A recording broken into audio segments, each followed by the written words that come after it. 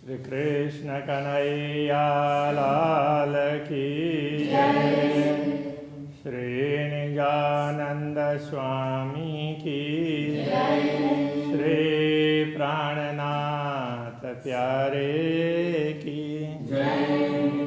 नेत्र खोले अधूर मुख बोलता करे प्यारे बातें कर प्यारा सो सुख देता आशिक को जिनको नाही सुमारा जिनको नहीं सुमारा। श्री कृष्ण कन्हैया लाल की जय। अक्षरातीत पूर्ण ब्रह्म परमात्मा के मुखारविंद की शोभा की बात चल रही है। सुख देत सब अंग मिला नयन नासिका श्रवण अधुर हसत हरवटी भव भ्रिकुटी सबदे सुख बोल मधुर। जब अक्षरातीत धामधनी मधुर वचन बोलते हैं ना, तो उस समय उनके सारे अंग प्रत्यंग है ना, वो सब ब्रह्मात्माओं को सुख प्रदान करते हैं। जिधर देखो उधर ही आनंद दे रहे हो ऐसा लगता है। सभी सहयोग करते हैं।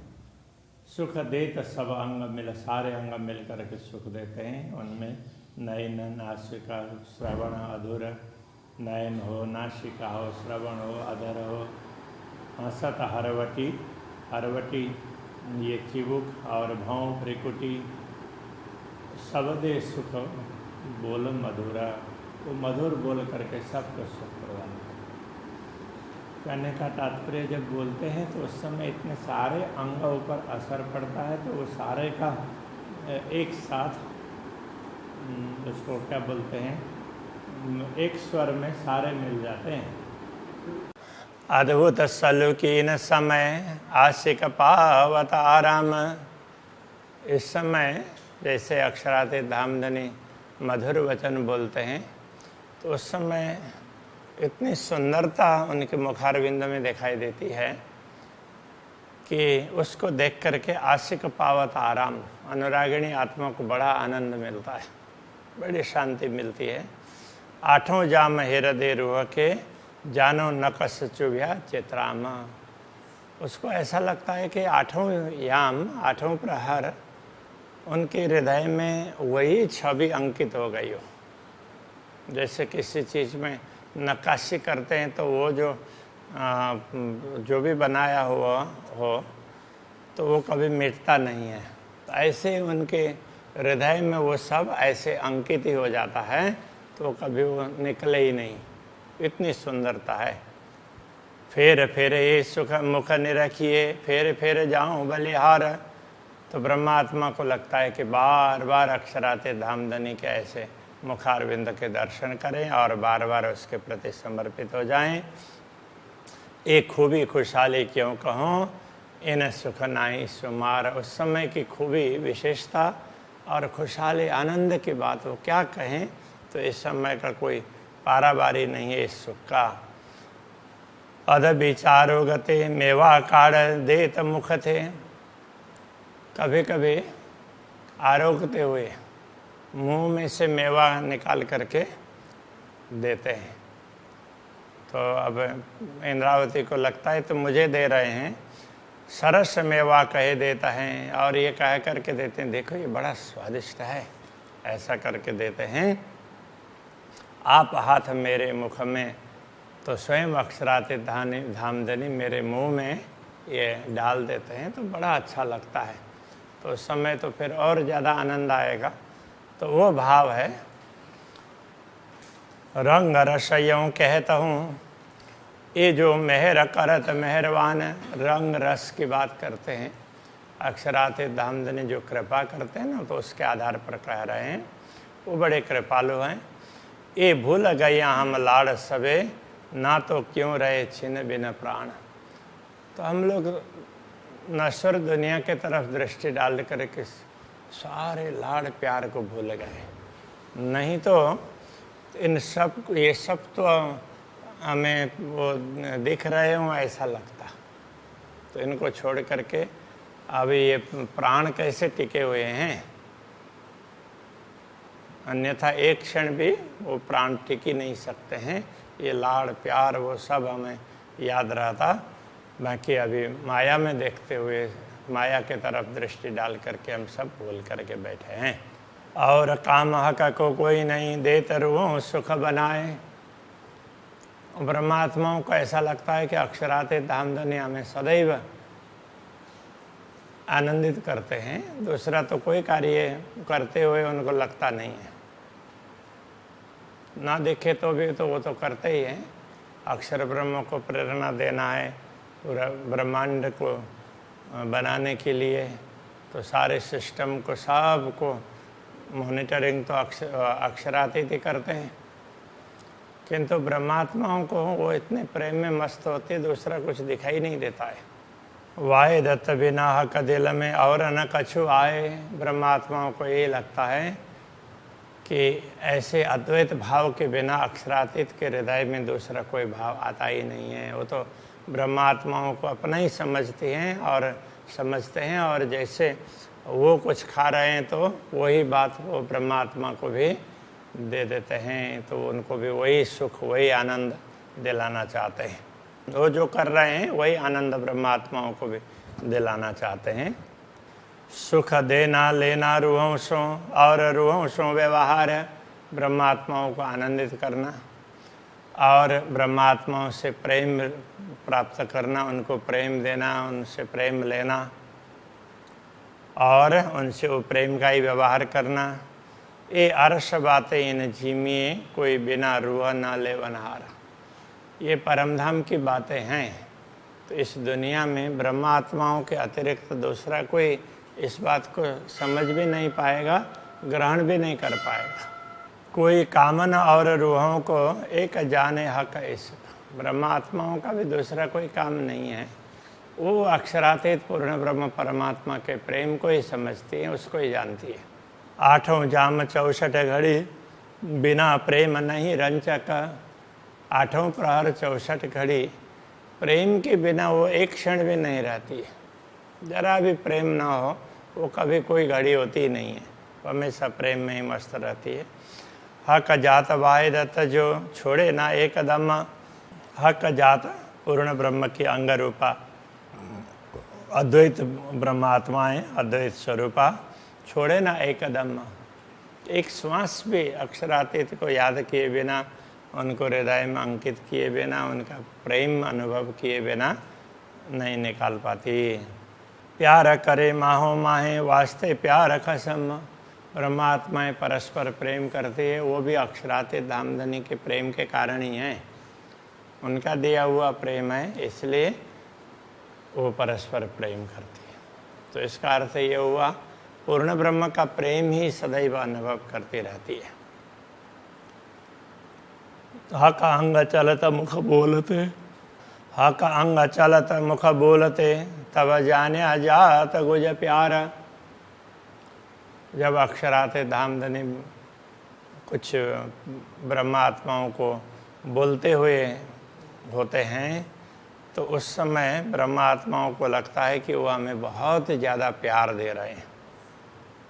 तो ये बड़ी गुप्त बात है, बड़ा रहस्य की बात है। तो बोलते हुए भी एक कार्य कर रहे होते हैं, किंतु उनके सारे अंग उसमें सहयोग कर रहे हैं ना, इसलिए वो सब प्रेम ही दे रहे हैं। ए अरवा अरश की जान ही जाको निष्दिन ए विचार। इस रहस्य को तो परमधाम की आत्मा ही जान सकती है, क्योंकि रात दिन उनका इसी पर विचार होता है। तो रात दिन वो इसी पर चिंतन करती रहती है, अक्षराते धामधनी का प्रेम वो कितना दे रहे हैं, हम कैसा अनुभव कर रहे हैं, हमेशा वही चिंतन करती रहती है। हक नरम पाँव उठाए के और धरत जिमी पर। अक्षराते धामधनी अपने कोमल चरण कमल को उठा करके भूमि में रखते हैं, तो जब चलने लगते हैं तो उसकी बात कर रहे हैं। ये अरश बीच मोमिन जाने जिनको खुशबू आई फजर। तो उस समय अक्षराते धामधनी के चलते हुए की चाल इतनी अच्छी होती है, वो तो ब्रह्मात्मा ही समझ सकती है, परमधाम की आत्मा ही समझ सकती है, क्योंकि उनको ही उसकी सुगंध मिल रही, परमधाम की सुगंध और वो फज्र की परमधाम का फज्र हो गया, कहने का मतलब परमधाम दिखने लगा तो वो ब्रह्मात्माओं को ही पता चलता है, तो वही उस सुगंधि को प्राप्त कर सकती है। जिनको ये सुगंधि मिली हुई होती है वही उस आनंद को अनुभव करती है। हक धरत पाँव उठावत तब जानी जात चतुराय। जब अक्षरातीत धामधनी अपने चरण उठा करके वो चलते हैं तो उस समय उनकी कुशलता पता चलती है कि वो कैसे बड़े चतुरता से चलते हैं, तो उनकी चाल ही बड़ी अच्छी लगती है। सो समझा का इशारतें जो हो यार शारवाएँ। तो अक्षरातीत धामधनी की चाल को, तो उनके संकेत को, उससे भी कितना प्रेम मिलता है वो ब्रह्मात्मा ही समझ सकती हैं कि जिनका घर परमधाम हो, जो परमधाम की आत्माएं वही तो समझ सकती है। कैसी लगे पाँव चलते वह कैसी ओसी भौम। जब अक्षरातीत धामधनी चलते हैं तो उस समय उनकी चाल कैसी दिखाई देगी। वो भूमि में पैर रखते हैं, परमधाम की भूमि में, उस समय कितनी सुंदरता दिखाई देगी भूमि की, वो कैसा लगेगा। चलते देखे का चातुरी हाय हाय घाय न लगे रोम रोम। तो अक्षरातीत धामधनी के ऐसे चरण उसमें बड़े प्रेम से, जैसे ठुमक ठुमक करके चलते हैं ऐसा बोलते हैं ना, तो उस तरह बड़े प्रेम से चलते हैं। तो उस चाल को देखते हुए तो ब्रह्मात्माओं को चोट क्यों नहीं लग रही है। तो इस शरीर में उनका हृदय ही टूट जाना चाहिए और इस शरीर को छोड़ करके उनके मतलब उनके रोम रोम में ये बात चुभ जानी चाहिए और वो परमधाम में जागृत हो जाने चाहिए। अभी तक स्वप्न क्यों देख रहे हैं, ये कहने का तात्पर्य है। इजार देखत पाँव में ले तझाई जामे पर। जब चलते हैं तो उस समय तो उनके चरण उनका दिखाई देगा, उनका आभूषण, फिर इजार तो उनका पायजामा वो दिखाई देगा।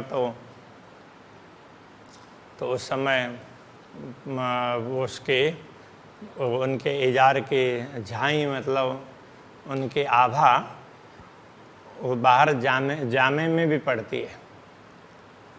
जामा इतना पतला है तो अंदर के इजार का भी रंग दिखाई देता है।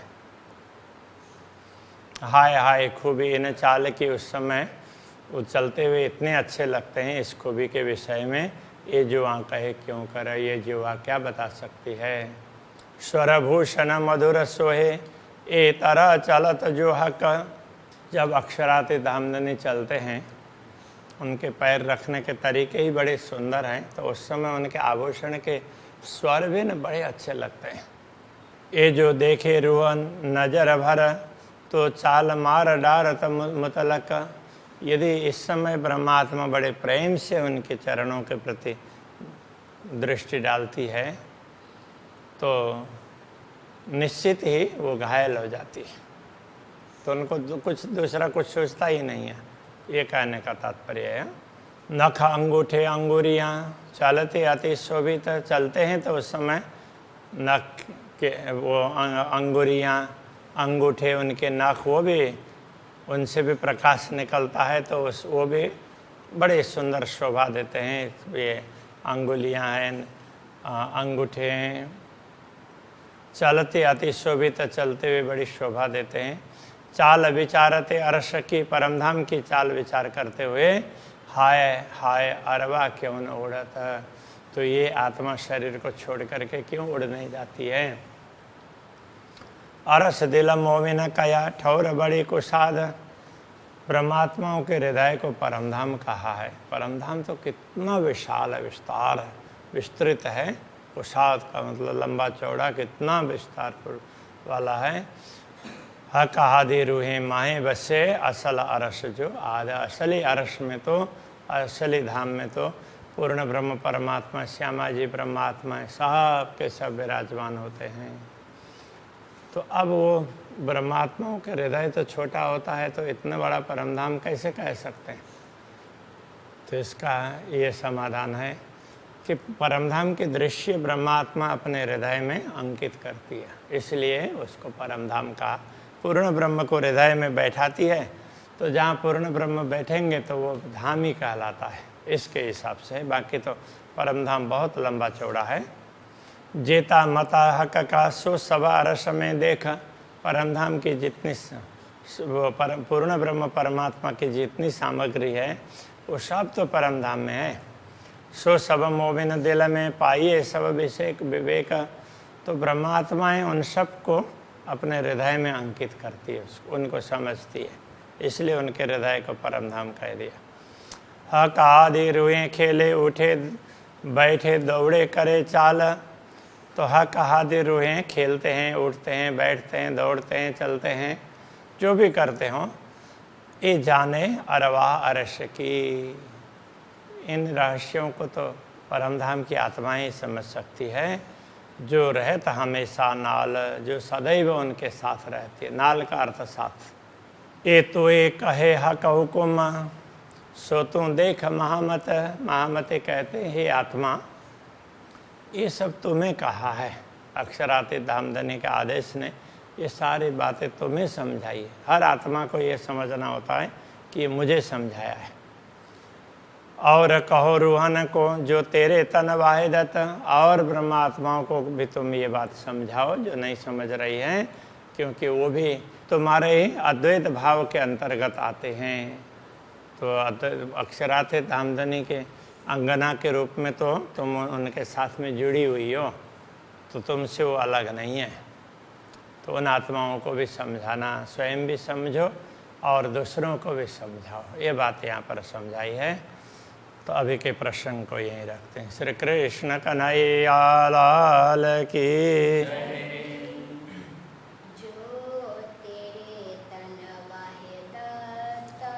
जो तेरे तना वाहिदत,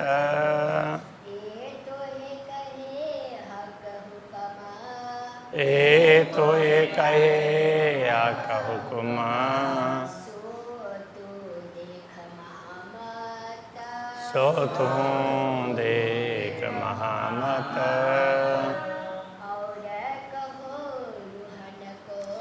और कहो रुहन को,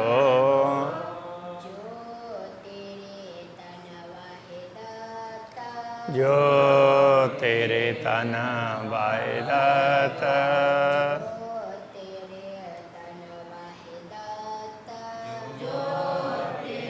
तन वाहिदत।